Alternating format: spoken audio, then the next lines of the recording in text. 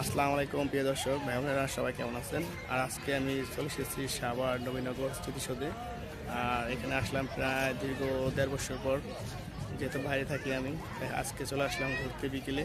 আর যেহেতু শীতকাল, শীত অনেক কম, সব কিছু মিলিয়ে ওয়েদারটা খুবই ভালো। সবাই আমার সাথে থাকুন, দেখতে থাকেন আর ভিডিওটি সবাই শেয়ার করে দেন।